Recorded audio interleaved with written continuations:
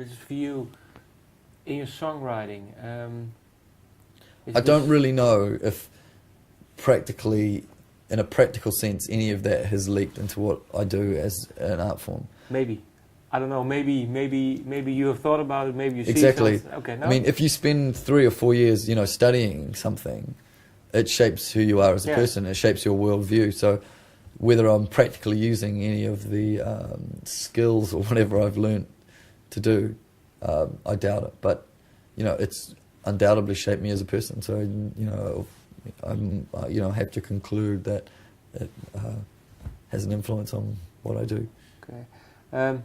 Now, I was thinking sometimes when you look back on things you've written, things you've done, maybe now in retrospect you can say, well, if I sing some certain songs on stage now after 3 or 4 years, then you finally can understand sometimes.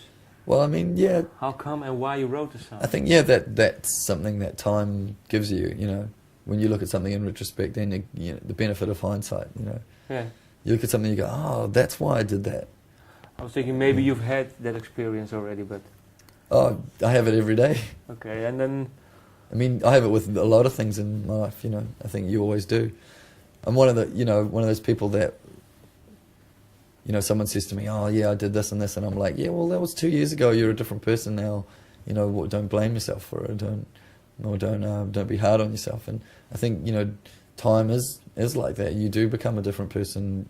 You're constantly evolving, hopefully, with the world around you and learning from it. So, and where do you want the Datsuns to go then? I don't know. I mean, there isn't a leader of the Datsuns.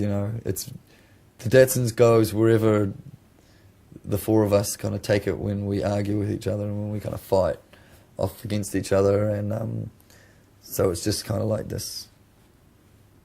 What's that cartoon character that's kind of spinning around? Tasmanian Devil. It's like that, There's no path and no plan where we say we want to do this. This is the kind of record we want to make, and then we go and make it, because no one in the band is strong enough to kind of overcome everybody else's ego, So as much as I would say we need to make a record like this, or sonically this is what we should be doing, and I have this vision, there's no way I can control what the other guys will want to do or say, and it's the same for all of them. So. Every time we make a record, it's the four of us kind of clashing together, and then, we make a record.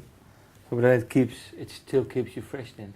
Yeah, I mean, it definitely makes it interesting. It can be very frustrating, pardon me, but it makes it very interesting as well. Because, I mean, I sing it on songs I would never write myself, Maybe one? Like Too Little Fire, for instance. Yeah. I wouldn't come up with something that epic or that, over the top. What's the closest and bombastic, and a lot of people love that song, and I'm glad to be a part of it.